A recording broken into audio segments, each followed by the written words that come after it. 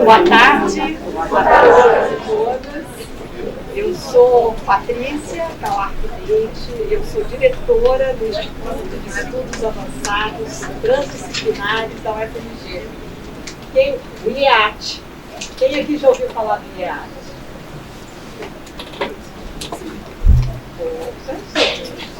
Achava que era um auditório todo. Então, que bom, porque uma das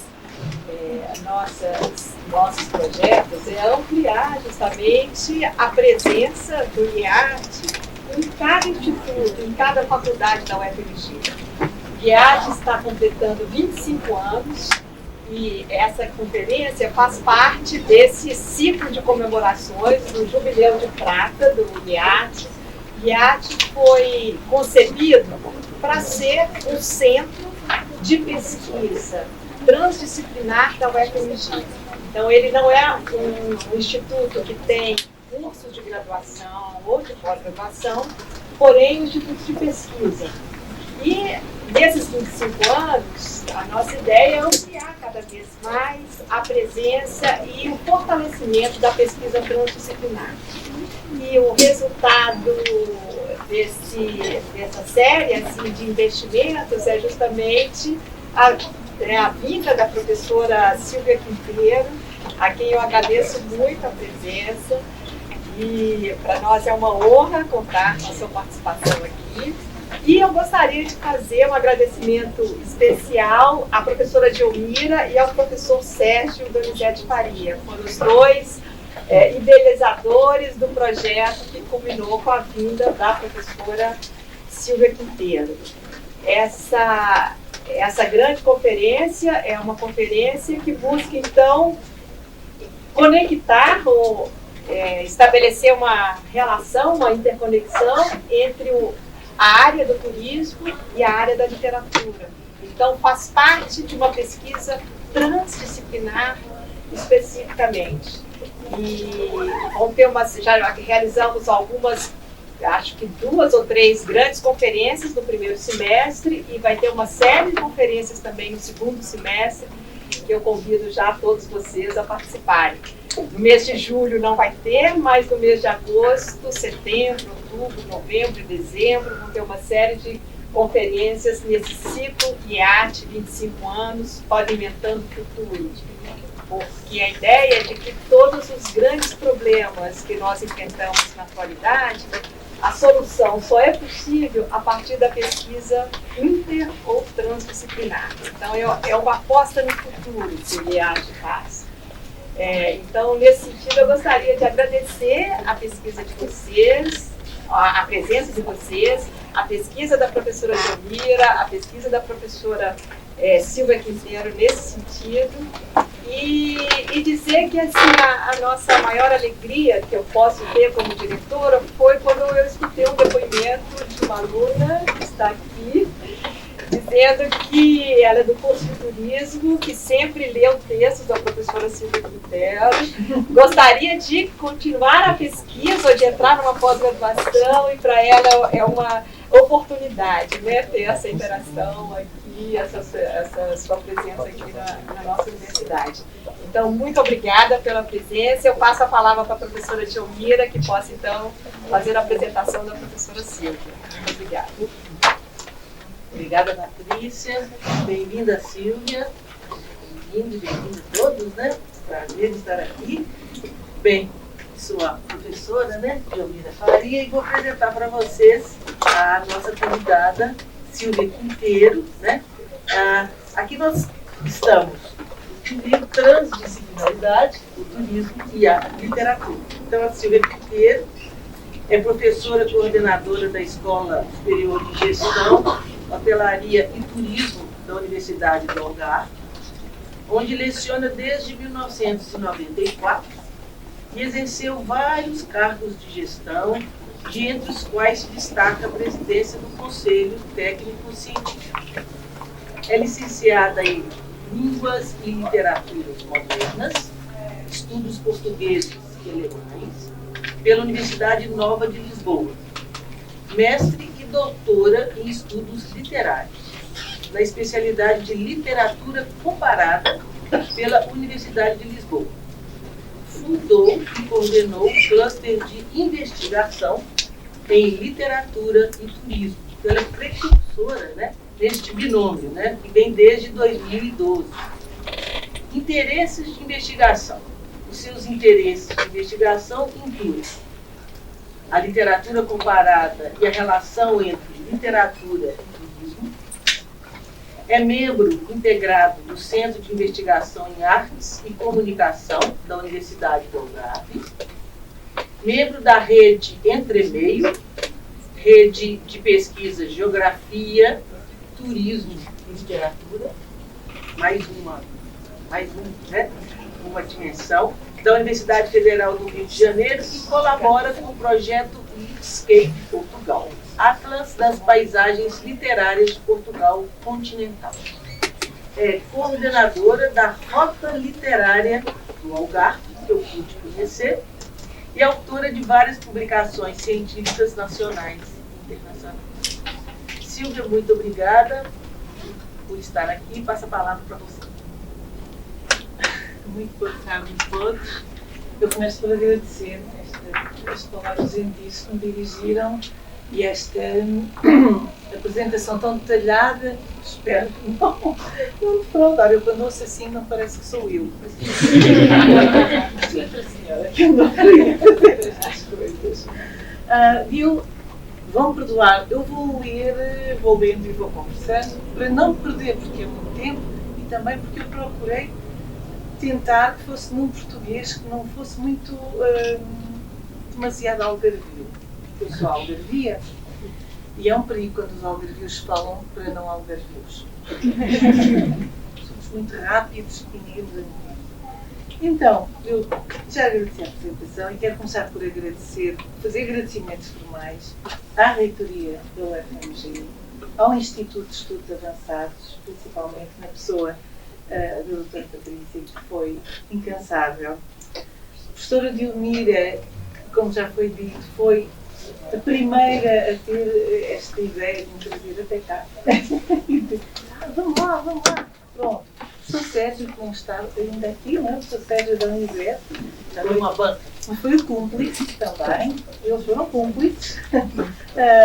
E tenho que agradecer à Artusa, que está lá ao fundo e tem acompanhado maravilhosamente este processo todo. Então, eu agradeço a todos, foram muitas pessoas e foi um grande esforço que fizeram e só assim que é possível eu estar aqui hoje. Portanto, agradeço-vos o convite e o esforço conjunto que fizeram para que eu aqui pudesse estar. E agradeço naturalmente a todos os que tiraram a vossa tarde para vir aqui e estar aqui um bocadinho connosco hoje. Isto é ainda da viagem. Antes de entrar no próprio tema, eu não posso deixar de referir um conjunto de felizes coincidências. Há mais coincidências do que há muitas. Há 10 anos eu organizei em Lisboa uma conferência e, por acaso, ou talvez não, estiveram presentes a professora Dilmira e a Elisa Almeida, que conhecerão do grupo dos violins, não sei se conhecem também, como nós. Elas levaram até a Lisboa a paixão por Guimarães Rosa e pelo sertão mineiro e conseguiram contagiar-nos a todos. Ficou toda a gente a querer conhecer mais de Guimarães Rosa, toda a gente com curiosidade pelo sertão mineiro. Desse encontro acabaram por resultar muitos outros. O pós-doutoramento da professora Dilmira na UAL, que terminou há um mês, e a minha vinda até aqui hoje, que por acaso, ou talvez não, nesta conferência, a coincidir com o dia de aniversário de João Guimarães Rosa. Eu acho que foi ele a chamar. Somos as coincidências, para ser só coincidência. O título que eu escolhi para a conferência, como ver, são as palavras que desenham lugares, o poder da narrativa na construção do destino turístico, e também perceberam pela minha apresentação que isto é um trabalho que eu tenho desenvolvido sempre tentar ligar palavras e território. Mas eu vou seguir por aqui para não perder muito. A imagem que estão a ver, não sei quantos conhecem o Algarve, quantos é que já tiveram a oportunidade de lá ir, mas é o caso que eu vou apresentar mais adiante, é o promontório de Sagres. Estão a ver a imagem mesmo do promontório e da fortaleza. Eu adiante falarei mais sobre isso, mas quem já foi ao Algarve e foi até Sagres já conhece. sei que pelo menos uma pessoa já ouviu. E vale a pena, não vale? Diga que sim. Então, muito rapidamente, só para nos orientarmos um bocadinho, perceber o que é que eu vou tentar fazer, vou falar um bocadinho sobre storytelling. Agora está na moda chamar-lhe de storytelling, por causa do marketing, que eu continuo a chamar-lhe de contar histórias, mas vamos falar de storytelling. Vamos falar um bocadinho de storytelling e turismo, vamos falar da forma como as narrativas e a imagem, a ligação entre as narrativas e a imagem do destino turístico, e depois terminamos com o exemplo de Sagres. Falei do caso de Sagres, que é um caso emblemático e absolutamente extraordinário, como vão perceber, e portanto é esta a volta que eu vou aqui dar-vos. Para falarmos sobre a forma, vê-se bem o branquinho. Mas acho que estou sem ler. Para falarmos sobre a forma, de que forma as palavras têm os lugares, e ainda que o meu enfoque sejam os textos literários, eu vou partir de uma afirmação de Timothy Pollack relativa ao papel do storytelling no ensino. Timothy Pollack é um investigador que trabalha esta questão do storytelling, mas ele parte o que é isto do storytelling no ensino. E ele diz-nos, deixem-me ver se estou assim. Ok. A tradução é sempre uma tradução livre feita por mim. Tem inglês. Ele diz-nos que os académicos são um grupo privilegiado, porque contar histórias é o que nós fazemos. Em cada artigo, em cada capítulo do livro, em cada livro que escrevemos, em cada apresentação que fazemos e em cada aula que nós damos. Somos storytellers por excelência. E ele sublinha que nem mesmo neste contexto académico, em que nós procuramos o rigor, nós contamos uma história, mas nós queremos passar factos, queremos informação rigorosa e factual. Mas nem mesmo nós, neste caso, nem mesmo neste caso, os dados não falam por si. O autor, que neste caso é o professor, deve definir o contexto para que a interpretação se possa dar. Tem que enquadrar, tem que interpretar as implicações dos resultados e só com esta mediação do narrador é que nós conseguimos passar a mensagem. E nós vamos falar muito hoje da mediação e da importância de quem faz esta mediação. Neste excerto de Pollack, ele centra-se na ideia de storytelling em contexto académico, como vos disse, mas na verdade uma história é uma história, contar uma história é sempre contar uma história, e isto independentemente do contexto e do propósito com que o fazemos. Para aqueles como eu vêm da área da literatura, eu não sei se há aqui muita gente da área da literatura, o poder de uma boa história, o poder de uma boa narrativa, uma narrativa bem construída e bem transmitida, que é um aspecto a considerar, não é novidade nem é surpresa. Eu digo isto porque agora parece que no turismo descobriram o storytelling, então parece que descobriram a pólvora. De repente perceberam uma história bem contada. Sim, toda a gente sabe, certo? Só que agora chamam de storytelling. Para nós que somos de literatura, isto é claro como arte. Sabemos que uma boa narrativa tem o poder de simplificar o que é complexo e que pode ajudar a transmitir de modo muito mais claro conceitos que são à partida complexos e elaborados. É isso que nós tentamos fazer nas aulas, nas palestras, nos artigos. E é uma lição que nós retiramos das fábulas e das parábolas. Estas narrativas são narrativas em que eu identifico, assim, a partir de 3 funções. Entreter, e vamos dizer que os produtores também estão lá para entreter. Eu não sei se devíamos ou não, mas também, na verdade, não é? Porque ninguém quer dar uma aula que é uma perfeita maçada. Não queremos alunos a dormir. Há um lado de entretenimento, tem que haver. Entreter, ensinar, obviamente, e condicionar comportamentos. Isto, nas parábolas, nós sabemos que é muito claro. Nos textos bíblicos, então, e nas fábulas, nós sabemos que naquela história nós tensionamos que quem lê se comporte de uma determinada forma. E aqui podemos começar a vislumbrar os princípios que estão na base dos textos usados no marketing, não é? O tal storytelling que eles agora acham muito inovador. É isto que eles querem fazer, mas a Bíblia já faz. Portanto, nós sabemos que isto não é novidade. Pollack, que trabalha na área do marketing, e, portanto, não é estranho que ele faça esta. Mas, ainda a propósito desta tripla função e do poder da narrativa literária, e eu estou a arrastar para a literatura, uma vez vamos falar também de turismo, eu não sei se estão a ouvir bem, eu sinto que estou com a voz um bocadinho presa, mas não posso deixar de referir a literatura de viagens. A literatura de viagens é uma fonte inesgotável de informação sobre os lugares, os povos, as culturas, que é sempre renovada pelo olhar subjetivo do narrador. Nós temos, cada vez que alguém viaja até Belo Horizonte e escreve sobre Belo Horizonte, está a criar uma narrativa nova. Portanto, é uma fonte inesgotável. Vai dizer coisas que nunca ninguém disse antes. Vai chamar a atenção para um edifício, para um lugar, para uma pessoa que nunca foi falada antes.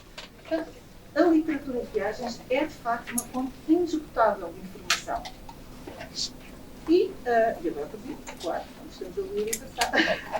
Eu estava a dizer que é sempre renovada pelo olhar subjetivo do narrador, que eu até posso fazer a viagem, pode ir, mas a Admira tem um olhar e eu tenho outro, vamos escrever coisas completamente diferentes. Portanto, esta parte da subjetividade é muito importante. E é este lado que nos motiva tantas vezes a viajar. A literatura de viagens, mais do que um relato de viagem, acaba por ser muitas vezes, e atualmente cada vez mais, um impulsionador da viagem. Não é? Vamos porque o autor foi, vamos para viver o que ele viveu, para ver o que ele viu, como ele viu. E nós acreditamos nisto, não é? E tentamos esquecer que a narrativa que nos é oferecida é apenas uma mediação. Eu nunca vou ver o que o autor viu. Eu vou ver o que os meus olhos veem, porque eu também sou um ser, eu tenho a minha própria subjetividade. Eu vou lá ver o sertão de Guimarães Rosa. Eu posso ir ver o sertão mediada pela lente de Guimarães Rosa e pelo olhar dele, mas o sertão que eu vou ver é o meu. E não é o mesmo de cada um de vós. Não é? Principalmente para mim, que sou estrangeira, que chego cá, e vou pela primeira vez ver o sertão. Então, nós acreditamos que vamos ver o que o autor viu, vamos mediá-los. Okay? Nós vamos ver o que os nossos olhos veem e que cada um de nós tem para acrescentar. Cada um de nós vai gerar paisagens. Podemos escrevê-las, podemos pintá-las. Se não tivermos esse talento, pelo menos aqui vai ficar uma paisagem diferente. Mas eu quero agora convidar-vos a olhar para um outro tipo de narrativa, fora do espectro da literatura. As narrativas, quando nós viajamos, nos são oferecidas pelos guias. Sejam os guias de viagem de papel, nós usamos guias para tudo e depois é difícil encontrarmos imagens. Quer o guia que eu comprei, que diz Guia de Belo Horizonte, agora vou seguir, não é?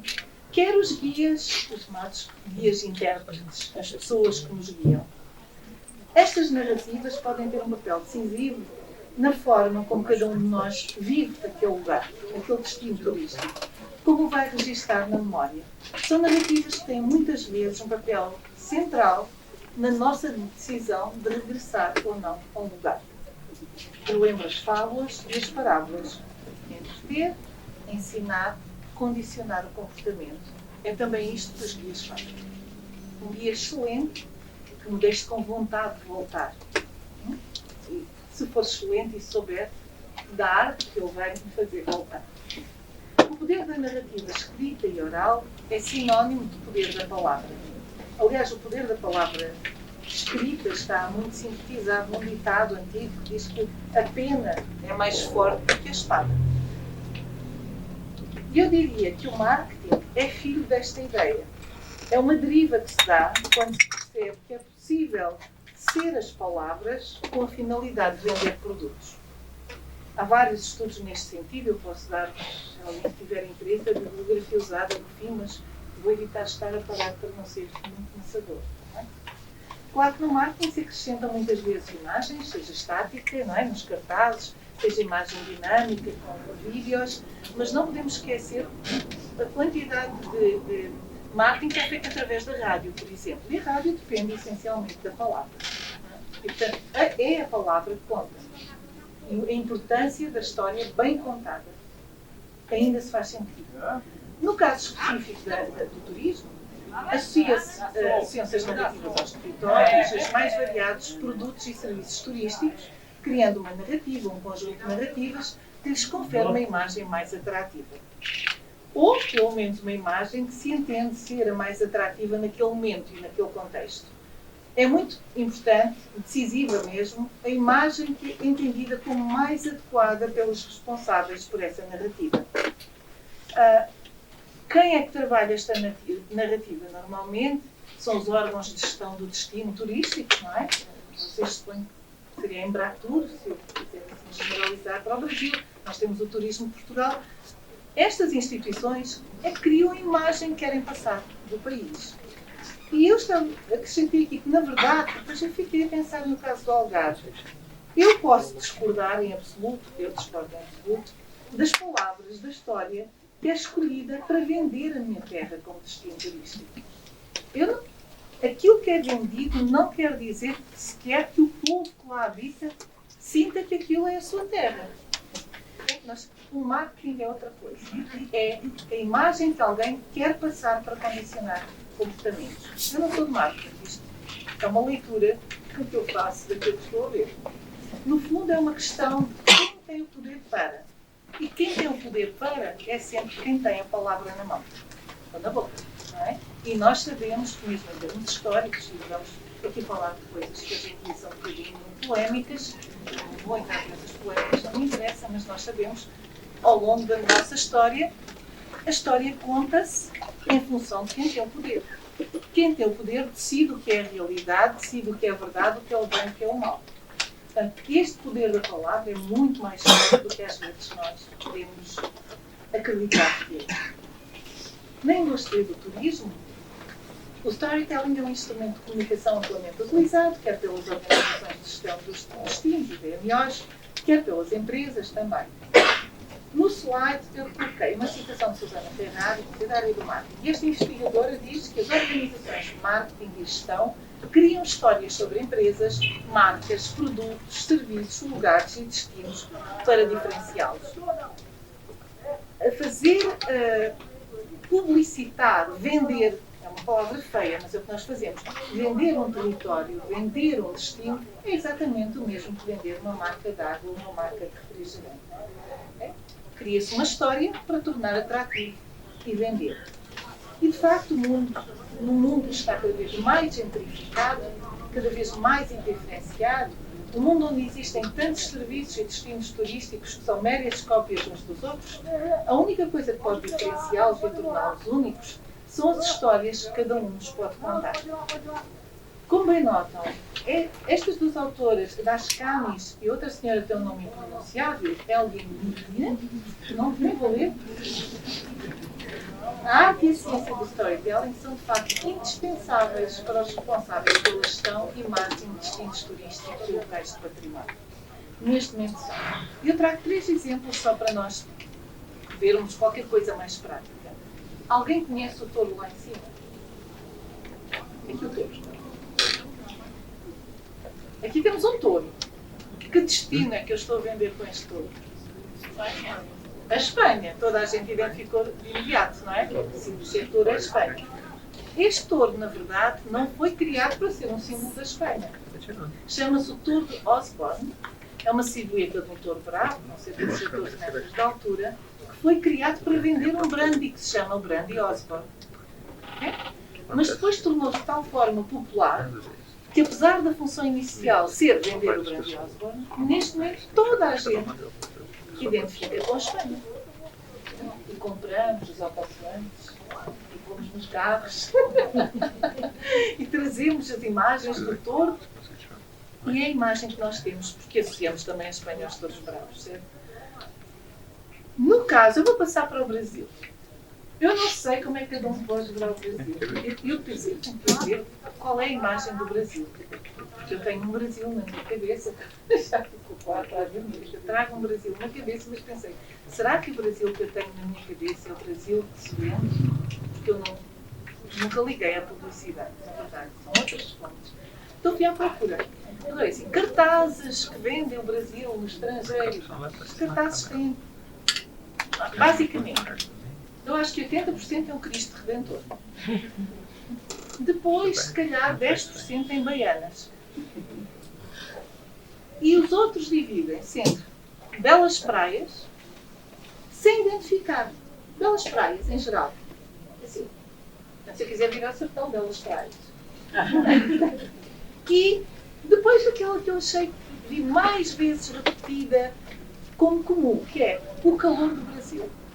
Então eu acho que a imagem que se vendia, eu pensei, não, faz sentido, é isto de facto. Depois perguntei a algumas pessoas à minha volta. Assim, não, tens razão.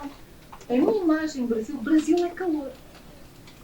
O clima, pensamos em águas quentes, pensamos em praias quentes, pensamos mesmo no próprio espírito das pessoas. As pessoas são quentes, são calorosas, tudo é quente no Brasil. E então, provavelmente, esta é a imagem que mais se cola ao Brasil. Calor. Uma forma de se vender. Não pude deixar de colocar, para fazer a passagem que eu quero, o exemplo da Colômbia. A Colômbia, apesar de ter estes cartazes em que temos a chávena do café e os senhores a apanharem os grãos, vende-se como a Colômbia do realismo mágico. Então temos a primeira ponte em que um país se vende por via da literatura. E é óbvio, se eu pensar em Colômbia, não penso em café, penso noutras coisas, um bocadinho mais, menos boas, mas pelo lado bom da Colômbia que eu penso imediatamente, o realismo mágico. E faz sentido que o país se venda por aquilo que tem de melhor, não é? Eles vendem-se pelo realismo mágico. E eu achei isto fantástico. Eu queria pensar, olha, se nós pensássemos em vendermos também desta forma, se calhar não era mal pensado.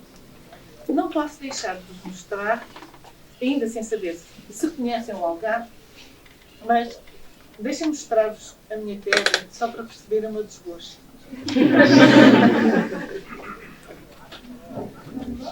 A querer passar. Olha, ele é tão mau que não querem mostrar.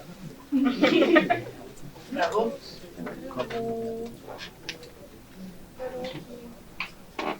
Chama o Ganjo. Ainda me ajuda?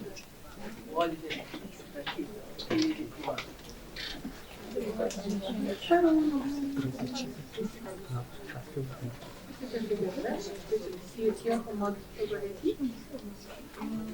É aqui? Apresentar. Vamos ver se agora já vai. O gato do Algarve. Eu não procurei o Algarve vendido em Portugal, mas também não sabia. Tentei perceber como é que é vendido nos outros países. É exatamente a mesma coisa. O que é o Algarve? Sol e praia. Com sorte, as melhores praias da Europa. Verdade verdadeira é. Nós temos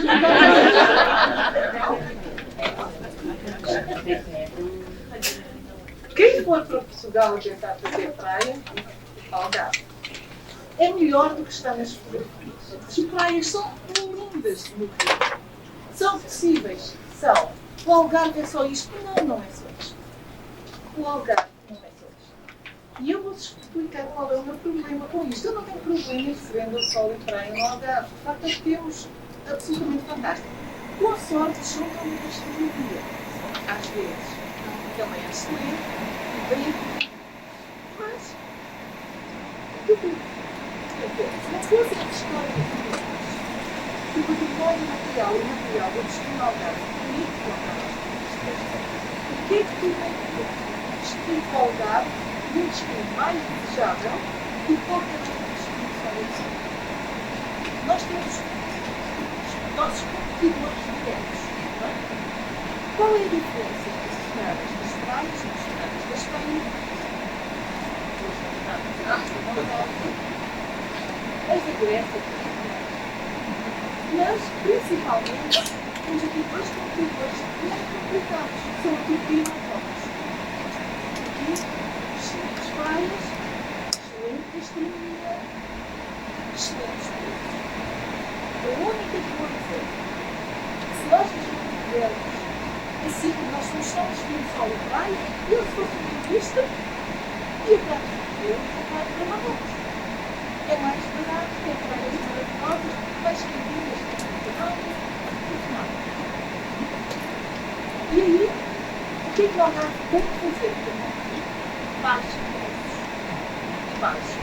E como é que nós baixamos os salários? Os salários não apoiam, não, são miseráveis. As pessoas são altamente exploradas. Todas. É uma coisa. Nós só preços salários baixos, baixa qualidade, da arte significa levar os turistas para atingir aquele valor adquirido dos turistas e vou causar um mercado que é perfeitamente inicial em qualquer território, não é? Não vou dar coisa, nós sabemos que está a excluir imensos destinos. Portanto, os preços baixos não podem ser a resposta para o Algarve e para melhorar o Algarve. Então, o que é que nós precisamos? De um bom storytelling, não é? Termos de uma promoção do destino que o torne competitivo não pelos preços baixos, mas pela sua singularidade, pelo valor daquilo que não é replicável fora do seu território e que promove a valorização de todo o património material e imaterial e dos seus habitantes. Isto parece-me óbvio, nem sei se vou explicar à frente, mas isto parece-me óbvio. Se eu quiser fazer um passeio literário do sertão de Guimarães Rosa, eu tenho que vir ao sertão e tenho que ir a Lisboa, eu tenho que ir ali. Eu não posso replicar aquele produto em nenhum outro sítio do planeta. Então a aposta do turismo literário é esta. É que o turismo literário, se soubermos explorar o turismo cultural em geral, conseguimos fazer isso. Ainda a literatura, por tudo o que acarreta, condiciona mais o turista. Se eu fizer experiências no local onde nasceu o escritor, onde ele viveu, onde ele escreveu, eu não posso replicar aquilo em lado nenhum. Daí o investimento que nós fizemos em criar uma rota literária do Algarve.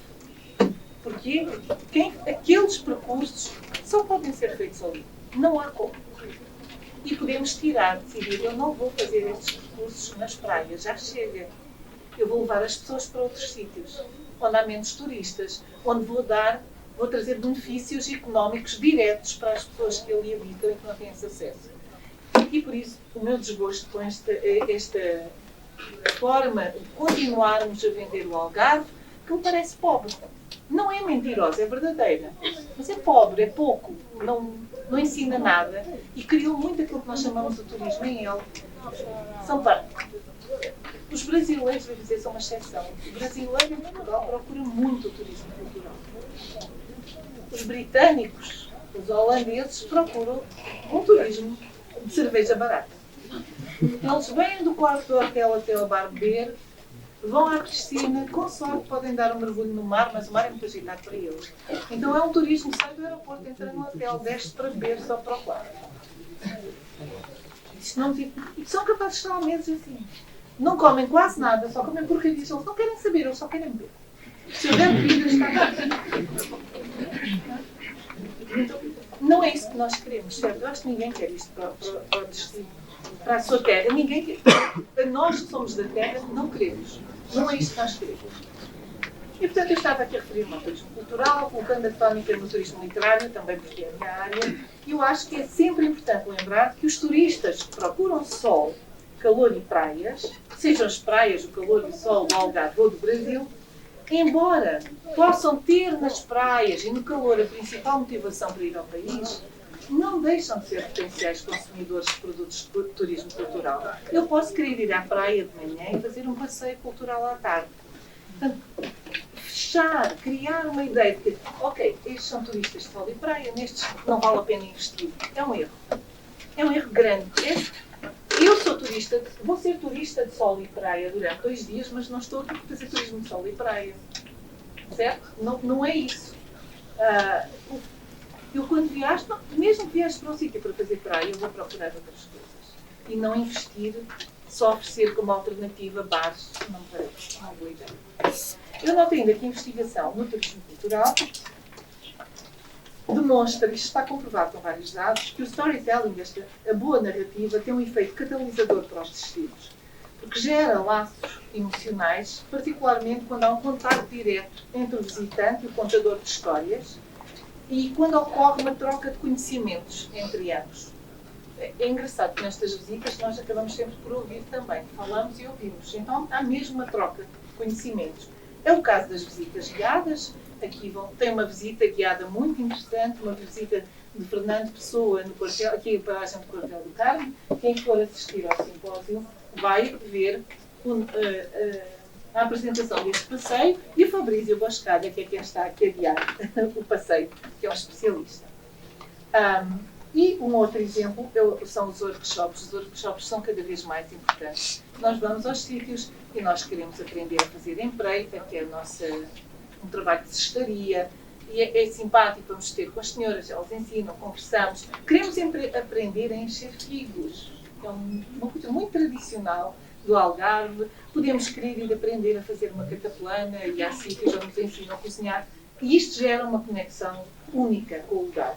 O storytelling colocado ao serviço do turismo pode proporcionar uma experiência memorável e há estudos que provam, então, aumentar esse retorno. Como em qualquer outra indústria, o storytelling leva a um maior envolvimento com a marca. E eu posso criar uma marca Algarve que não seja só na praia. Na última década, talvez um pouco mais do que uma década, aquilo que nós temos observado é o crescimento do impacto das histórias que são contadas através das plataformas digitais, que é aquilo que nós chamamos de storytelling digital ou e-storytelling.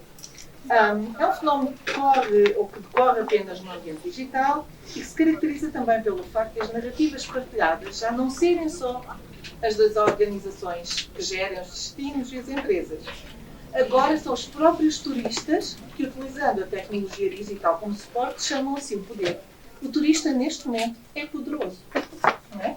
Que eu vou ao sítio, eu fotografo da minha perspectiva e eu conto a história nas minhas redes.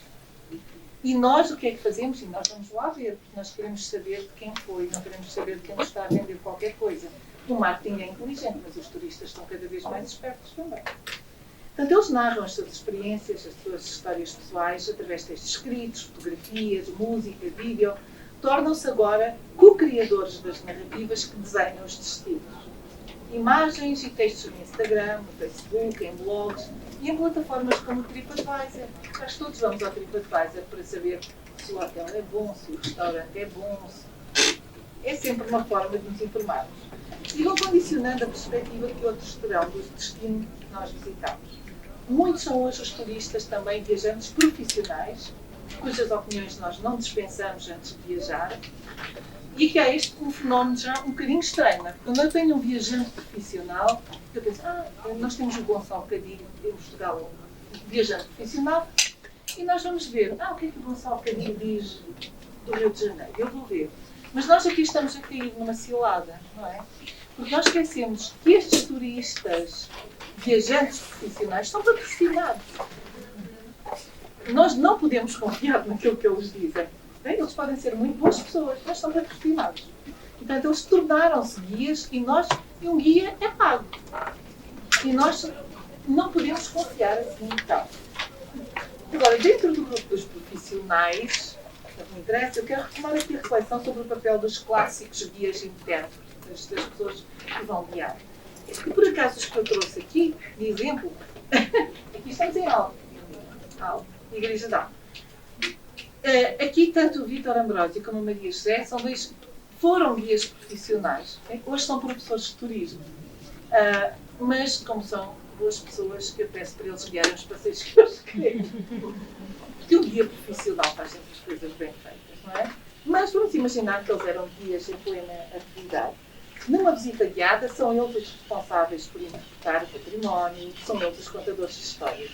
O conhecimento que eles possuem de história, geografia, tradições, usos, costumes, história da arte, literatura, língua e cultura, faz toda a diferença. Os guias, eu não sei qual é a formação de guias no Brasil, em Portugal neste momento é fraca, mas até há uns anos atrás era preciso uma carteira profissional, havia poucos centros de formação e se tiverem a sorte de ir a Portugal e apanhar alguns desses guias mais antigos ainda, daqueles com carteira, vão ter uma experiência fantástica, porque são pessoas com uma cultura extraordinária.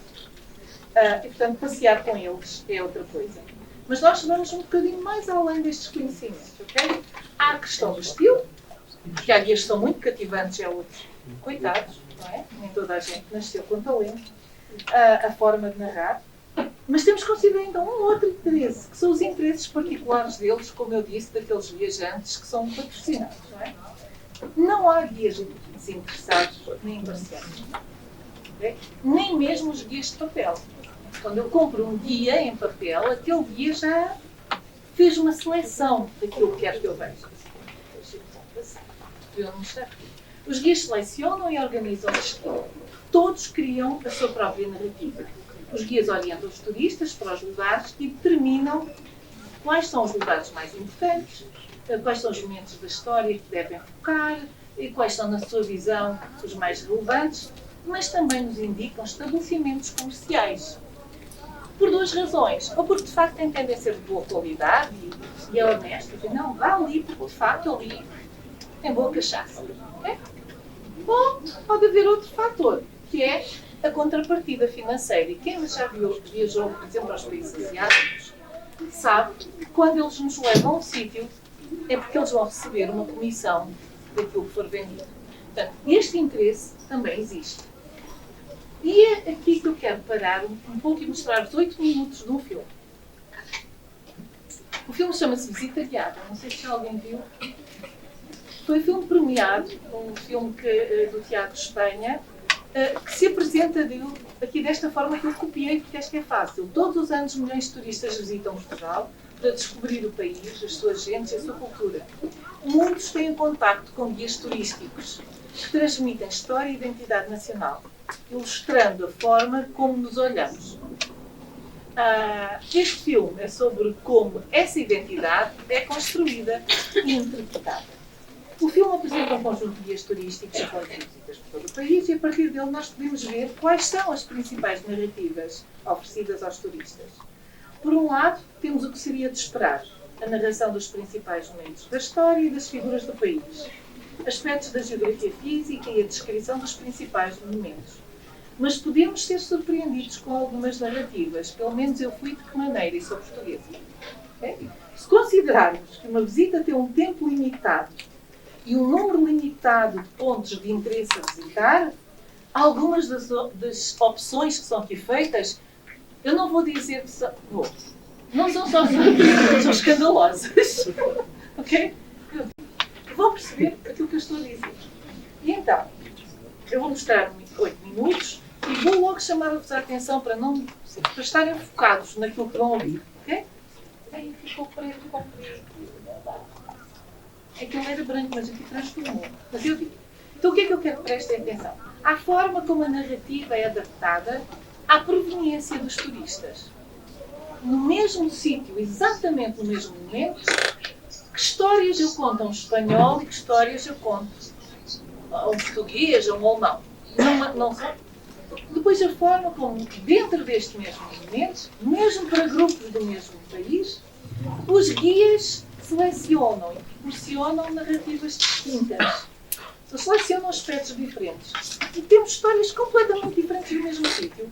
E, consequentemente, leituras e experiências dos turistas que vão ser diferentes consoante o grupo em que fizeram a visita.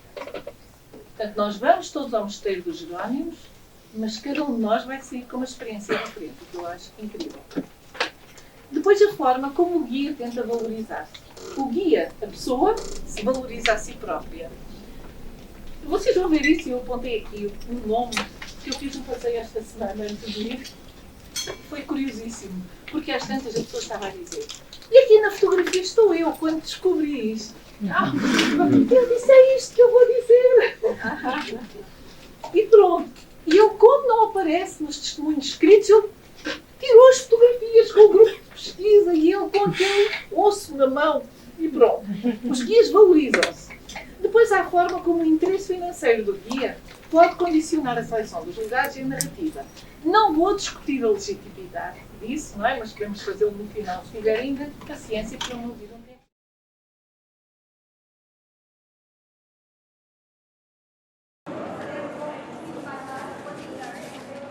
Están aquí los reyes. Y a propósito, no resisto a contaros la historia de Sebastián. Tenía ya 24 años y sueños de mantener nuestro imperio en África, en Marruecos actual, ¿no? Pero no tenía dinero y se fue a su tío Felipe II en el Escorial a pedirle dinero, una ayuda, barcos también, para conquistar el enemigo de la fe. Era esa la idea para Portugal y más tarde para España. Las dos ideas. Y los consejeros dicen: Majestad, no, que no, porque esto es una empresa que cuesta mucho dinero. Y eso de pediros una hija para casarse también, tiene 24 años, aún no se casó. Oh, Majestad, esto no está la cosa bonita. Y Felipe dice, no hay problema. Si se va a Marruecos, ¿no?, y se vuelve, buen engendro tendremos. Qué bien, ¿no?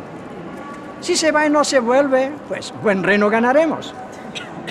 Y así Felipe II ganó Portugal en 1580, 2 años después de la gran última batalla. Por eso que se creó una como vosotros tenéis el donjuanismo, nosotros tenemos el sebastianismo, ¿no? Alguien va un día a surgir para salvar esto. Sebastián ha muerto, pero nadie lo ha visto. Y durante años y años y años apareció Sebastián. En un día de niebla va a venir. ¿Y por qué no nadie lo ha visto? Porque era norma, en primer lugar, un rey no iba en batalla. En segundo, los nobles a toda vuelta cercaban de manera que el ejército enemigo y tal, nadie hubiera visto que había muerto el rey y la batalla continuaría. Fue tan solo esto.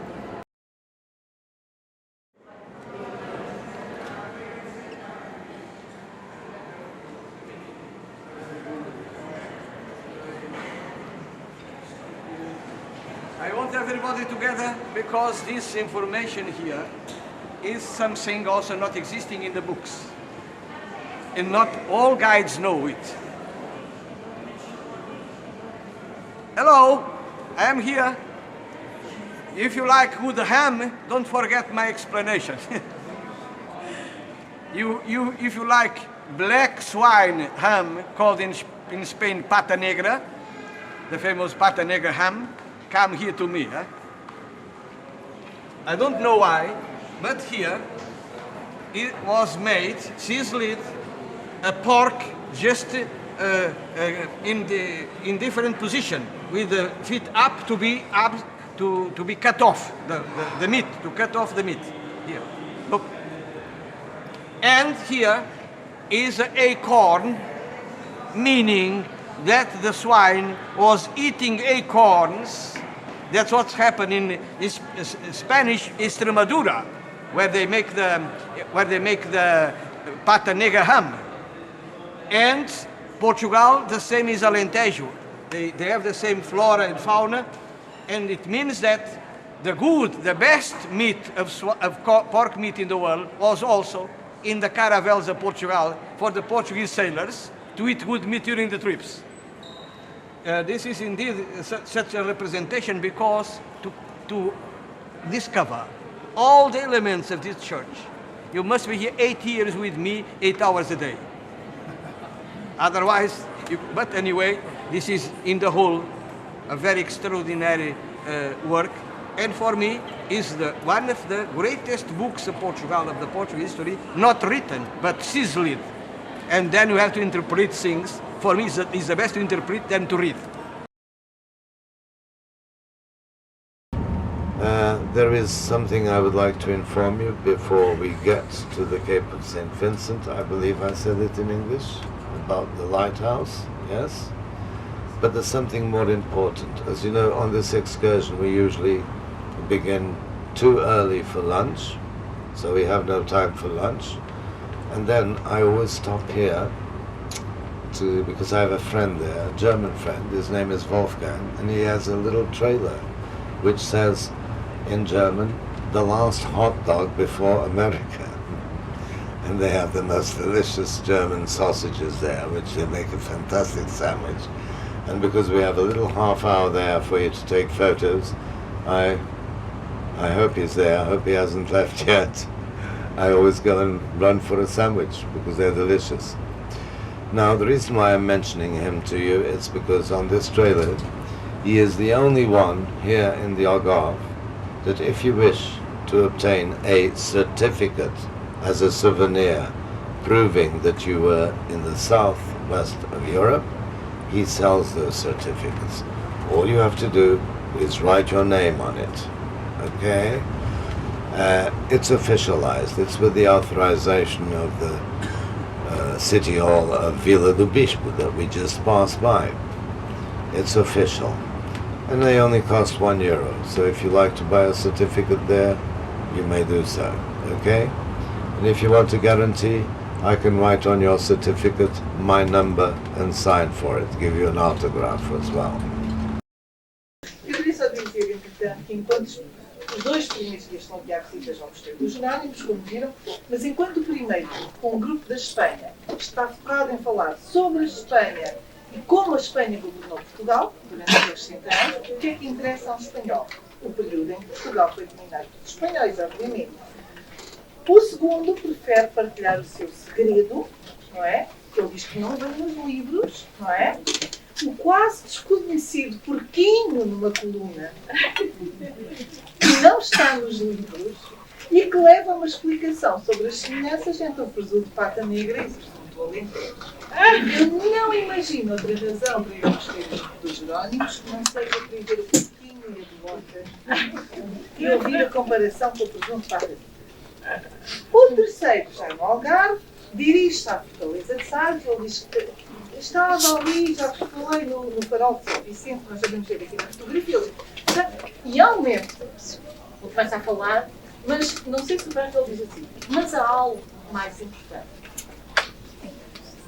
O farol de São Vicente, a Fortaleza, mas há algo mais importante. É assim que ele introduz, não a Fortaleza, como podíamos antever, mas a relógio de cachorros quentes do amigo Wolfgang.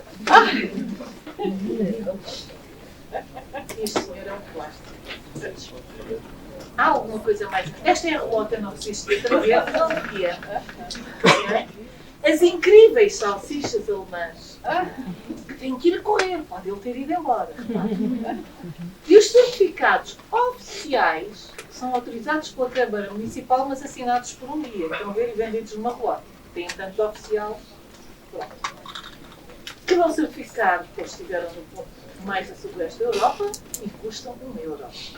Antes ainda tínhamos dúvidas em relação ao papel dos guias turísticos e das suas narrativas na percepção de um destino, de uma atração turística. Eu acredito que agora se tenham desvanecido. Não é? Porque uma coisa é irmos com um guia que nos vai mostrar a Ponta de Sagres, nos mostra a Fortaleza, mostra o Promontório, mostra o Farol, e outra coisa é irmos com o senhor que diz, mais importante mesmo, as salsichas ali do meu amigo povo. Não há, eu acho que isto deixa tudo dito. E então, chegamos então a Sagres, que é o caso que eu queria demonstrar um bocadinho. Vamos tentar esquecer que tem salsichas e vamos passar para a criação, para o papel da literatura na criação de uma imagem de Sagres. Provavelmente por esta altura já temos algum livro a falar de Sagres e das famosas salsichas, mas esperemos que não. E aqui eu quero parar um pouco só para vos lembrar que o meu foco de pesquisa é a relação entre literatura e turismo. Assim, a perspectiva da relação entre o storytelling e o turismo que estou a partilhar convosco, e a seleção do caso que eu vou apresentar, é de alguém que estudou, concebeu e implementou produtos turísticos de turismo literário.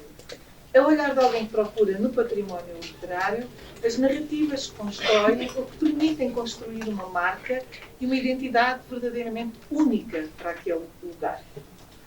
Passo por isto a ver convosco um conjunto de textos literários, vamos ler uns excertos, que permitem ver Sagres como um fragmento que se destaca, ou que é quase destacável. Aliás, há um escritor que diz mesmo que devia haver ali um picotado para separar, do resto da imagem da paisagem algarvia. Façamos então uma viagem breve, mas que ainda assim atravessará alguns séculos de literatura portuguesa e as camadas de sentido que ela foi depositando sobre Sagres. Mais precisamente sobre o Promontório. Nós temos aqui uma vila, que é a Vila de Sagres, que fica aqui pertinho. O Promontório está assim à saída já da vila.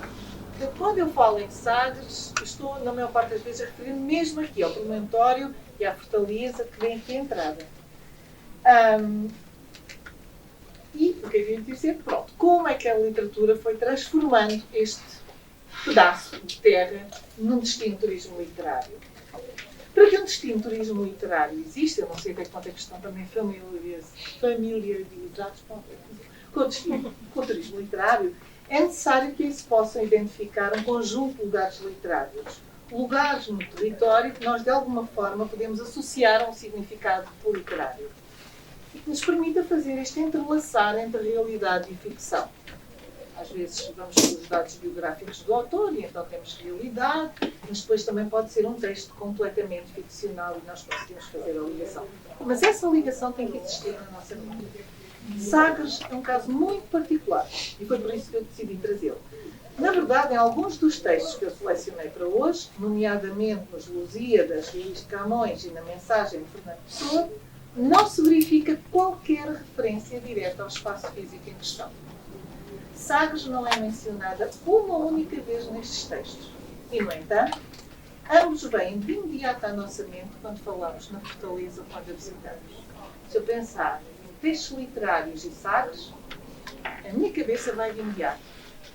Mensagem e Lusíadas. E Sagres nunca é lá mencionado. Então vamos tentar perceber de que forma é que isso aconteceu. Portanto, esta associação entre literatura e território, que já vamos tentar perceber como se formou, é de alguma forma reforçada, porque para lá chegarmos, quem atravessa o Algarve para lá chegar, vai por uma estrada que vai depois chegar aqui, que se chama Via do Infante. O Infante, na nossa mente, é o Infante Sagres, e o Infante Sagres é o navegador, é o homem dos descobrimentos. E os descobrimentos são as Lusíadas. Portanto, como é que não há relação às Lusíadas? Para nós tem que estar. Não é? E dúvidas houvesse desta ligação, existe uma placa que tem aqui ao lado, que está bem lá, está aqui assim mais ou menos. Esta placa nós podemos vê-la aqui quando lá chegamos. Com o poema de Fernando Pessoa, Horizonte, da mensagem. Então nós já está confirmado na mensagem, a mensagem de Fernando. Mas não, o poema Horizonte pode não ter nada a ver com aquele lugar. Está ali colocado porque, de facto, é um sítio que nos inspira. Temos aquele horizonte todo à frente, temos as descobertas todas à frente de que fala, as navegações de que fala a Pessoa. Então é adequado colocá-lo ali? É. Mas se, de facto, conseguimos provar que este horizonte... Esqueçam, não é? Vamos tentar perceber. E vamos começar, então, pelo grande poema português. Vamos começar pelos Lusíadas. E por Luís de Camões. Eu lembro que foi escrito em 1572, este ano estamos a comemorar os 500 anos do nascimento de Luís de Camões, a comemorar muito mal e muito pobremente, mas pronto, estamos. Que é o poema, então, conta a história de vasta gama, dos heróis portugueses que navegaram passando além do Cabo da Boa Esperança e que traçaram, então, uma nova rota para chegarmos até à Índia. E relembro ainda que, dada a grandiosidade e a universalidade deste texto dos Lusíadas, são considerados ainda hoje um dos poemas épicos mais importantes da era moderna, que já são estudados em muitos países, e esta associação é óbvia. Ora, sendo este período que nós chamamos dos descobrimentos, é aqui que eu dizia que a palavra está em quem tem o poder, não é? para usar. Este período é tão inseparável do texto de Camões quanto são a Fortaleza de Sagres e o Infante Dom Henrique. O Infante Dom Henrique tem de cognome o navegador, mas também é referido como Infante de Sagres. A associação faz-se então automaticamente. Infante Henrique de Sagres, descobrimento, está lá. E vejamos, por exemplo, aqui um painel de azulejos. Bom, por que eu saltei? Que eu acho que este não é. O slide certo.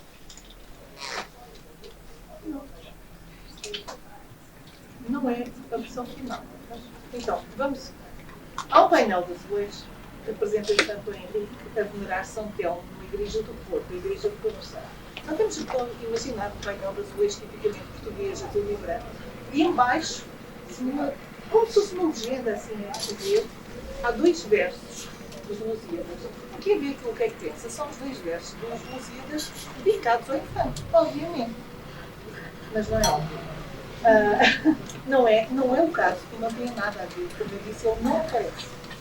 São versos do canto quinto, que é dedicado à narração da viagem de Vasco da Gama, não uma viagem de Henrique. A associação induz-nos também aí em erro. E, de resto, devo dizer, não sei se tem essa ideia, Henrique é o navegador. Tem ideia de que viagens fez Henrique o navegador? Algum tem ideia? Os portugueses também não. Toda a gente acha. Ele é navegador porque navegou imenso. Registados, de facto, Henrique navegou 3 vezes e só chegou a Ceuta. Okay? Henrique, o navegador, é o nome que se lhe dá, porque de facto ele foi um impulsionador das navegações. Ele reuniu junto dele, na suposta escola de navegadores de Sagres, que é outro que nós já temos falado disso, depois eu vou falar mais em Friburgo, mas para ter uma ideia, as pessoas vão para o Monteiro e vão à procura da escola de Sagres, é mítica a escola de navegadores de Sagres. E as pessoas procuram edifício, não há edifício. Escola no sentido em que Henrique convidava sábios, estudiosos da altura, para se reunirem lá com ele. Mas não há uma escola de Sagres, não havia professores, não havia estudantes. A escola, de facto, assim, em termos formais, não existe. Como Henrique não foi um navegador, porque dizer que ir de navio até ser um navegador, estamos longe, não é? Mas foi um homem que pensou e que impulsionou, de facto, e aí tem o valor. Portanto, a conexão entre o texto de Camões e este lugar estabelece, não porque, mas apesar de, não é? Apesar do Algarve, Sagres e o Infante nunca serem mencionados na obra. Okay? Já na mensagem de Fernando Pessoa, Henrique, que é uma figura quase ignorada por Camões em geral, é a personagem central da parte mais épica, que se chama mesmo o mar português. Sublinhe-se, porém, que verdadeiramente importante na obra de Fernando Pessoa não é a figura do infante, a pessoa do infante. Eu digo muitas vezes pessoa. Mas sim o simbolismo do labor, do trabalho desenvolvido por ele. Henrique é o agente sagrado de uma missão para descobrir o mundo, para fortalecer os laços entre os continentes e para criar um mar português. Ou seja, o infante Henrique é, na obra de Pessoa, aquilo que os descobrimentos são na obra de Camões. Okay? Isto ou seja, é este simbolismo que está associado a Sagres. Sagres, enquanto destino turístico, porquê é que nós lá vamos? Não há um turista cultural que não vá a Sagres, um turista com interesses culturais. Porque Sagres, e mais particularmente por Montório, é entendido por todos nós como ponto de partida daqueles que embarcaram nessa missão de criar o mar português e de fortalecer os laços entre os continentes. É com este espírito que nós lá vamos. E mais uma vez vou-vos dizer que também vamos enganar, mas já lá. Na verdade, independentemente de estar ou não associada à literatura, só penso, não tenho aqui a versão final, a Vila de Sagres seria sempre, inevitavelmente, um destino turístico. Situada no Algarve, Sagres oferece paisagens magníficas, praias de areia branca, falésias maravilhosas, as falésias da zona de Sagres, grutas marinhas, que nós chamamos algarves, eu não sei se é o mesmo nome. O algar resulta da erosão da rocha junto ao mar, a erosão pelo mar. Só que depois vai caindo e então temos estes focos de luz direta, tem cores maravilhosas, que toda a gente pode visitar, são lindos. Portanto, nunca iriam faltar turistas a Sagres, não é? Sagres, o que seria só mais um lugar de sol e praia dentro do Algarve, que não é. No entanto, em Sagres, eles têm a sorte de ser aí que se situa a Fortaleza, o monumento mais importante da nossa região, e daqueles que nós ali temos, o que tem o maior e mais valioso valor em termos da história mundial. Para a história mundial, o único que interessa é mesmo aquele. Portanto, não é surpreendente que seja o monumento mais visitado. Espero. Eu não coloquei aqui os números. Este não é a versão final. Mas eu posso-vos dizer o que tenho. Eu apontei. Temos aqui 3 imagens. Não bate certo, ficou-se a falhar. Então, temos aqui 3 imagens. Eu escolhi estas 3, são os 3 monumentos do Algarve que são geridos pelo Estado, que são centrais. Os outros só têm gestão local. Okay? O primeiro, o segundo, destes 3 que são a gestão da Direção Regional da Cultura, temos aqui a Ermida do Guadalupe, com 3.400 visitantes por ano. É um sítio muito pequenino, mas quem se interessa por esta área da cultura e quem vai visitar Sagres, admira que não vá lá. Esta era a ermida onde o infante ia rezar. Okay? E sempre que se preparava alguma saída, era ali que ele ia rezar e pedir apoio divino. E é uma pedra preciosa que nós temos ali, muito bonita. Depois temos as ruínas de Milreu, as ruínas romanas de Milreu, ficam situadas a 8 km de Faro, bastante pertinho. Estão muito bem conservadas, apesar de tudo, como podem ver, ainda se vê a cor dos mosaicos. Aqui são os mosaicos da área dos banhos. E, portanto, temos os peixinhos que se apanhavam ali, conseguimos ter esse testemunho, mas vê-se muito mais. São muito bonitas, com 20.500 visitantes por ano. E devo dizer que muitos são estudantes que são levados lá pelas escolas, portanto, não é muito procurado. E estou eu, porque a aldeia em questão é belíssima, mas pronto. E agora vamos aos números da Fortaleza. Do ano passado, eu estou-vos a dar os números de 2023, 427.817 visitantes. E aqui os portugueses, estudantes, portugueses que visitam ao domingo não estão contabilizados, entram gratuitamente. Okay? Temos é que comprovar sobre os residentes no Algarve, essas coisas. Portanto, fora essas visitas, que são imensas, a diferença é gigante. Eu sei que o segundo monumento mais visitado é o Castelo de Silves, que é da Câmara, por isso não aparece aqui da Prefeitura. Mas o número não, andará mais perto dos outros do que deste, do que da Fortaleza. É de longe o mais visitado. Para os turistas que vêm ao Algarve, a ideia é essa. Vão lá porque associam Henrique, portanto é uma visita obrigatória. Mas qual é de facto a relação do infante com o promontório? Embora haja poucos testemunhos materiais da sua presença, praticamente não há, sabe-se que foi mais intensa nos últimos anos da sua vida e que faleceu ali em 13 de novembro de 1460. Nessa mesma noite, os restos mortais foram transportados para a igreja de Santa Maria de Lagos. Portanto, ele não está lá sepultado. Okay? Ele depois foi trasladado, mais tarde, para o Mosteiro de Santa Maria da Vitória, que é o conhecido Mosteiro da Batalha, onde ainda hoje se encontra. Portanto, aquilo que nós podemos visitar em Sagres é um fantasma do infante. É uma memória do infante. É aquilo que o nosso cérebro conhece do infante e transporta para aquele lugar. Porque não há nada. E, no entanto, todos nós vamos à procura dele. E, portanto, regressemos aqui à literatura, esperando que seja certo. Isto está fechado. E, como referi na mensagem, quando a pessoa invoca o infante, no promontório temos um poema dele, mas o texto não refere Sagres. Nem estabelece qualquer ligação entre Henrique e este lugar. A pessoa canta a figura e retrata-o da seguinte forma. Em seu trono, entre o brilho das esferas, com seu manto de noite e solidão, tem aos pés o mar novo e as mortas eras. O único imperador que tem de veras o globo mundo em sua mão. Então nós temos esta imagem que aparece muito de Henrique com o globo na mão, não é? Nós vínhamos a comentar no caminho esta coisa de um país deste tamanho ter dominado meio mundo, que é incrível, e temos ali Henrique como símbolo deste domínio do mundo, com o seu manto. Mas diz-nos aqui claramente que ele tem aos pés o mar novo, não é? E as eras que já morreram, passaram. Nós sabemos que ele está em pé junto ao mar, com o globo na mão. Porquê é que nós associamos o infante aqui a partir deste texto? Porque este bocadinho de rocha que estão a ver, esta falésia, tem aqui um sítio que parece quase uma cadeira, tem cá abaixo o mar, chama-se justamente a cadeira do infante. Então é muito fácil para nós, quando lemos este poema, imaginarmos que Henrique está sentado na sua cadeira com o mar aos pés. É a nossa imaginação a trabalhar, a ligar a literatura, a figura e o território. É poderoso. Deixem-me ver se eu quero passar ao outro. Vamos passar aqui. Isso é exatamente o que eu estava a dizer aqui. E os excertos que eu vou apresentar em seguida têm como particularidade, são diferentes já deste, resultarem de visitas dos escritores no local. Todos os outros conhecidos, nós sabemos que eles foram ao local e escreveram depois.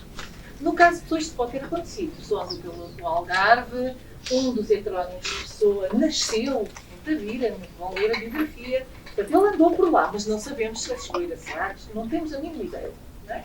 Mas estes que seguem, nós sabemos que fizeram essa visita ao local e sabemos que conheceram, que já levavam na mente a leitura das obras de Camões e de Fernando Pessoa. Sabemos por uma razão muito simples, porque são leituras obrigatórias no ensino básico e secundário e estes autores são pessoas escolarizadas, portanto eles tiveram que ler em algum momento os Lusíadas e a Mensagem. É obrigatório em 2 níveis de ensino. E portanto, temos escritores que já lá foram condicionados por esta lente literária. E quantos escritores, como Silva Tavares, pessoas que vamos ver, Raul Brandão, Manuel da Fonseca, Nilo Gautorga, Saramago e Lídia Jorge, transpuseram para a escrita as suas próprias percepções e experiências de lugar, já levavam isto em mente. E quando eles fazem isto, e mesmo que não tenha sido esse o seu objetivo, as palavras que eles escreveram, e que vamos ver agora, acrescentaram significado literário a Sagres, como acrescentam todas as palavras que são escritas sobre Sagres, não é? E são hoje também elas um motivo de atração para aquele fragmento do território, atraem turistas que irão levar estes textos nos seus olhos, mas que eles próprios vão criar novos textos, novas imagens. E se tivermos a sorte de eles serem artistas, podemos ter pinturas, podemos ter nova escrita, ou então podem trazê-lo só na sua mente. Mas teremos muito mais produção artística de Sagres, já mediada por estes novos olhares. As camadas de significado depositadas sobre Sagres são, sim, infinitas. É um ciclo de narrativas de turistas literários que criam novas narrativas, motivam novos turistas, que darão lugar a novas paisagens, vão escrevendo e reescrevendo este lugar ad infinitum. E, portanto, teremos sempre uma nova Sagres. Mas vamos ver então o poema de João Silva Tavares. Menos conhecido, João Silva Tavares diz: domina-se da rocha o vasto mar, que pertinaz-se em capela, no torvo desespero de a galgar. E ao topo dela, diante da amplidão infinita, o infante, grave, medita. Não há como imaginarmos mais uma vez que é o infante sentado na sua cadeira ali no promontório, a partir da rocha, porque aqui diz-se claramente que ele está numa rocha, a olhar o vasto mar, este mar que se encapela, não é? Que tenta galgar aquela rocha e não consegue. E, portanto, tal como os Lusíadas e a mensagem, não há uma referência literal a Sagres neste poema, mas neste caso sabemos que resulta de uma visita ao local. Assim, mesmo sem que tal seja clarificado no texto, é possível perceber que o cenário é a fortaleza, que a rocha a partir da qual o infante domina o vasto mar é a cadeira do infante. Também porque é um escritor local. Mas vamos avançar uma década e em 1950 Miguel Torga, num livro que relata a sua viagem por Portugal, toda a gente conhece a viagem de Saramago, ninguém conhece o Portugal de Miguel Torga e vale a pena ler, passa também ele por Sagres. Aí chegado, ele isola esta fração de espaço do resto do Algarve, basta olharem para o índice. Para ele o Algarve é, como diz, um dia de férias na pátria. O texto é muito bonito. Ele diz todo Portugal é só trabalho e ele é viajante. Mas quando passa o Caldeirão e entra no Algarve, ali não há nada, ali é só turismo. É um dia de férias. O Algarve é um lugar onde não há cultura nem preocupações. Um paraíso terreno. Que é incompatível com o peso histórico, diz-me não fala, que é incompatível com o peso histórico e cultural que ele depois reconhece a Sagres. Neste ponto, o viajante, já não turista, ele aqui volta a intitular-se viajante, reflete sobre o destino da nação, associa o lugar aos descobrimentos, a um momento de glória passada e perdida. Nesta obra, o Algarve e Sagres são lugares diferentes, com identidades diferentes, e por isso ele separa-os em duas secções distintas do livro. Portanto, temos o Algarve, na página 131, e Sagres é outra coisa. Ele nem consegue tratar tudo no mesmo. É belíssimo ver o que ele diz sobre o Algarve. Qualquer algarvio fica a sofrer. Ali não há nada. Não há nada.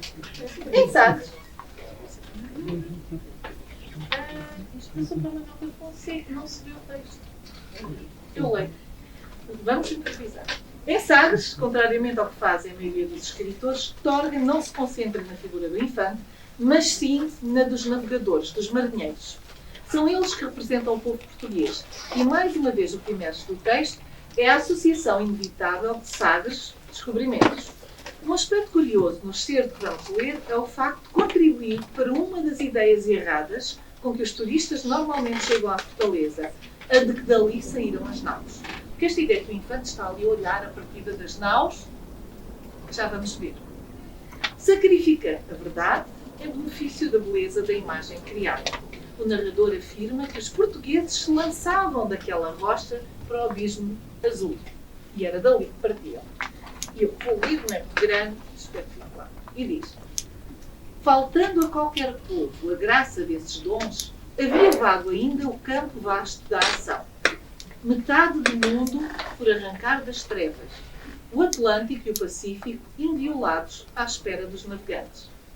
Foi essa verdade que Sagres nos ensinou, imperativamente a apontar o longe, porque se descreve muito este promontório como um dedo. É que, se repararem, tem assim. Então está a apontar o longe, é para ali portugueses. Obedientes, e sem mais delongas, num mergulho de alcatrazes, atiramos-nos então daquela rocha branca ao abismo azul e descobrimos. Eu acho que mais bonito no texto do Torga é esta última frase, e descobrimos, não é? Porque ele olha para as descobertas, não como nós fomos descobrir os outros, mas nós fomos lá para nos descobrirmos a nós próprios. Isto é uma visão muito moderna da viagem, não é? Porque nós vamos conhecer o outro para nos conhecermos a nós. Mas vamos avançar mais uma década para ver como nos anos 60 do século passado, Manuel da Fonseca, jornalista e escritor, descreveu o promontório, lembrando a ligação do infante a este lugar nas suas crónicas algarvias. Vou já fazer um parênteses, ele vai ao Algarve, incumbido por este MF que vamos ouvir referir, que era o diretor do jornal, que diz: o Algarve está a mudar. Anos 60, está a começar o turismo. Vai lá e faz umas crónicas para mudar como o Algarve, para mostrar estas mudanças. Vai lá sentir as mudanças. E é isso que o Manuel da Fonseca vai fazer e depois é compilado. E ele diz-nos que ao fim da estrada, reta e plana, que nós estamos a ver aqui a chegar, neste lado, que corre sobre a Ponta de Sagres, o carro ultrapassa a fortaleza, porque ali, na altura podíamos entrar. A meu lado, a voz da MF demora-se pausada e grave. Chefe, o vulto do infante ainda anda por aqui. A lenda juntou para sempre a este promontório. Calados, começamos a percorrer o campo. Ao assalto das vagas do oceano, que se lançam refervendo de espuma, envolvendo os flancos, o imenso rochedo de dorso irregular, enrugado de arestas vivas, agrida a menor tentativa de devaneio. Portanto, temos um mar que agride o promontório. Das alturas da vasta ponte de pedra, súbito cortada a prumo, só a decisão e a força impedem. Ali, nem paz, nem tréguas, só ação, só pensar, decidir e fazer. E é claro que aqui, quando falamos em ação, pensar, decidir e fazer, se está a referir ao infante Henrique, que dali tomou essa decisão. Ou, no fundo, também aos portugueses no seu todo, não é? Porque Henrique acaba por ser uma figura simbólica e aqui Manuel da Fonseca mais próximo até talvez de Torga. E a referir-se naturalmente à concepção e idealização, ao labor, que é também celebrado por Fernando Pessoa. Vamos lendo uns aos outros. O Nobel José Saramago, na sua viagem a Portugal em 1981, nós dissemos sempre que o Nobel é o único que temos, então temos que dizer, está bem? Faz parte. Também descreve, não estou a dizer como desprezo, adoro Saramago, na sua viagem a Portugal em 1981, também descreve este recorte áspero de Costa, ao assumir o papel de viajante e observar a rosa dos ventos, que está lá no chão, que, como ele diz, ajudará a marcar o seu próprio curso. Saramago rapidamente associa a sua jornada, a sua própria jornada, que termina aqui, à dos descobridores que partiram, ele diz, deste mesmo ponto. E Saramago não era ignorante, ele sabia que não era assim. É beleza literária, fica melhor. E, enfim, quase em linha reta, avança para a Ponta de Sagres. Ele vai dizendo que ele, não sei se leram, mas no livro é sempre o viajante. Foi o viajante, partiu, e o viajante é ele. Daí a terceira pessoa, mas é ele. E aqui avança quase em linha reta, avança para a Ponta de Sagres. Depois contornando a baía para o Cabo de São Vicente. O vento, fortíssimo, sopra do lado da terra. Sopra sempre o vento ali. Há aqui uma rosa dos ventos que ajudará a marcar o rumo, para mandar as naus à descoberta da especiaria. Está de feição o vento e favorável a maré. Porém, o viajante tem de voltar a casa. Nem poderia avançar mais. Daqui ao mar são 50 metros a pique. As ondas batem lá embaixo contra as pedras. Nada se ouve. É como um sonho. Saramago, apesar de marcar este como ponto de partida, dos navegadores não deixa, no entanto, de referir logo de seguida os 50 metros. Ele aqui é rigoroso, 50 metros a pico, distam da fortaleza ao mar, impossibilitando, obviamente, que dali tivesse partido qualquer nau. E aquilo que nós vemos são os turistas que andam por ali. Então, quando saíam as naus, e andam à volta. Nós dizemos, nunca saiu uma nau daqui, não tem como. As naus saíam de lagos. Mas na imaginação de qualquer pessoa, até portugueses vão lá e dizem, mas eles baixavam as naus. Mas como é que é? E isto tem tudo a ver com o que a literatura, o que o mito, a lenda nos tem trazido, não é? Até o Malandro do Saramago nos diz que partiam dali, que é o ponto exato, não é? E aqui realmente só se fosse como diz o Tora, se atirassem ao mar. Se não havia outra forma. Já no século XXI, em 2004, também a escritora algarvia, Lídia Jorge, nos fala de Sagres.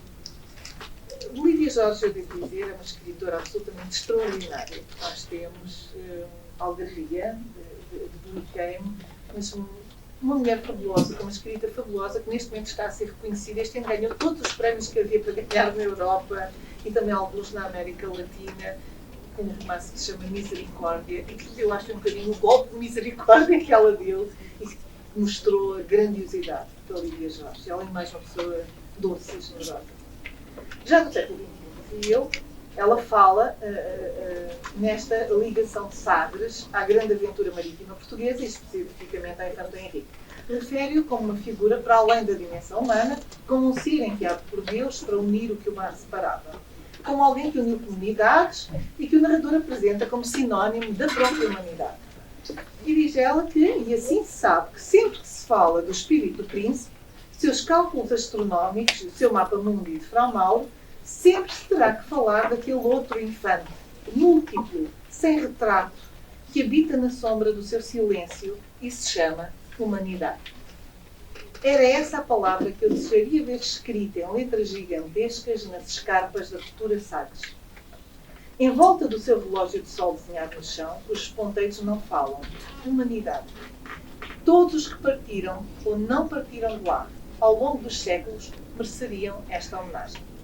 Os ignorados, aqueles cuja vida anónima encontra no enrolar e desenrolar das ondas a sua única metáfora, seriam estes o seu destinatário. E aqui eu devo dizer que não está bem expresso, mas já estamos a falar de todos, não só de quem navegou nos supostos descobrimentos, mas estamos também a falar nos que foram escravizados e que ali chegaram, nos povos que se encontraram, naqueles que nunca partiram.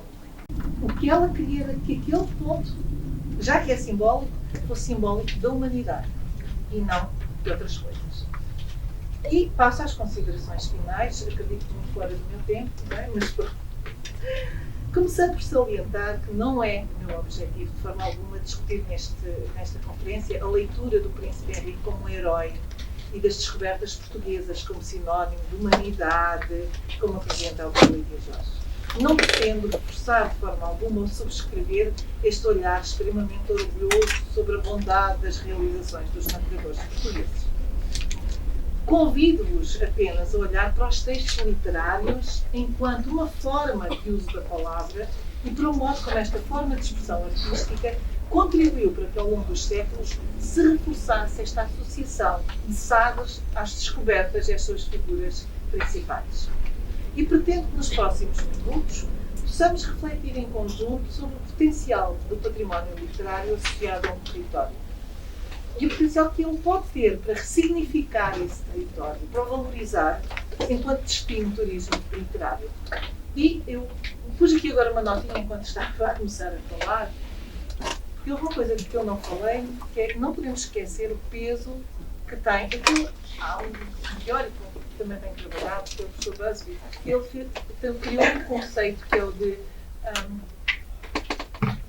Film-Induced Literary Film. Que é? Vou tentar arranjar um termo em português. Que é turismo literário, indício que não é bem português, que é suscitado pelo cinema, vamos dizer assim. Ok, então é quando eu visito um lugar da literatura, mas não por causa do livro, porque vi o filme.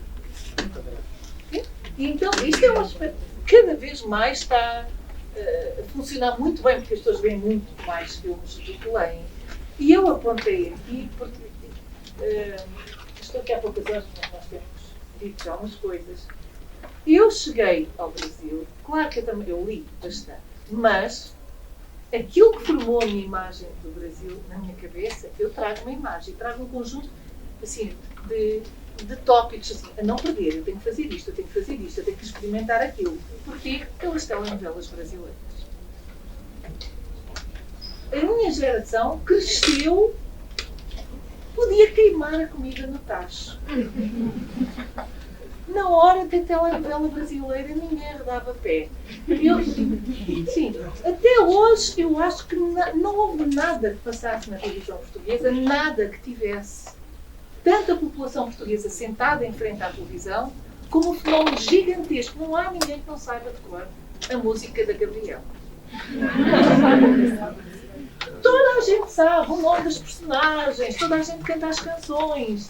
Portanto, Portugal foi altamente influenciado, principalmente. Gabriela foi a primeira que apareceu em Portugal, foi a primeira vez que nos... E não é forma de dizer, eu garanto-vos mesmo que foi. Achei que a mulher portuguesa foi sempre uma mulher de casa, uma mulher doméstica. Não é? Isto só a libertação. O 25 de Abril faz-se devagarinho, não é uma coisa que acontece assim. E ainda hoje, nós sabemos que. E eu acho que foi o grito do Ipiranga das mulheres portuguesas. Foi o marido, a jantar, agora está a dar a Gabriela. E a Gabriela foi nós falamos nisso. A Gabriela acabou com os casamentos. Os homens tiveram que se pôr no lugar deles para a hora da Gabriela. E as pessoas sentavam-se em família e comentava-se no dia a seguir. E era o tema de conversa. Depois houve outras que nós seguimos, a seguir várias. E então tem um peso enorme, enorme. E o meu imaginário está carregado das imagens, das expressões, daquilo que eu quero ir ver e daquilo que eu quero provar, tem a ver com isso. E, portanto, a literatura, neste caso adaptada, não é? Nós estamos a falar de um escritor qualquer, nós estamos a falar daquelas novelas, as novelas portuguesas são um horror, porque é tudo feito assim escrito na hora, por gente que não sabe escrever. Agora, quando temos uma telenovela que tem por base Jorge Amado, a conversa é verdade.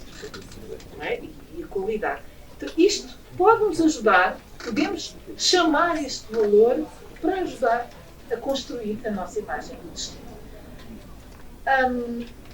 Vou saltar aqui só para finalizar, lembrando aquilo que eu disse no início, e agora não deve estar, acho que está, mas pode não ser o último.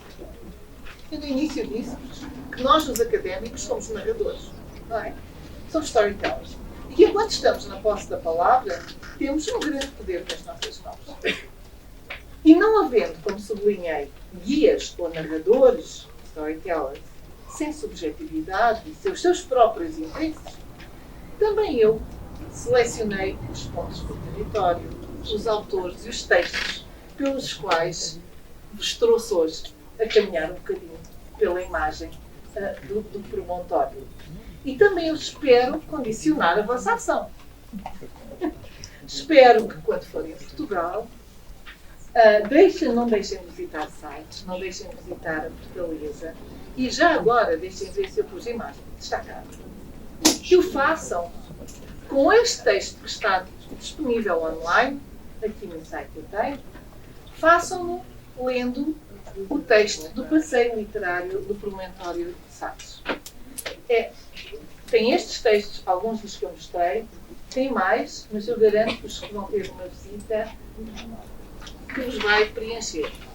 Eu posso dizer isso porque eu só supervisionei, não fui eu que escrevi diretamente este, mas está uma visita completa, dá-vos para tirarem o máximo partido da visita. Portanto, também não fui inocente na escolha. E termino por aqui. Agradeço a vossa atenção e a vossa paciência.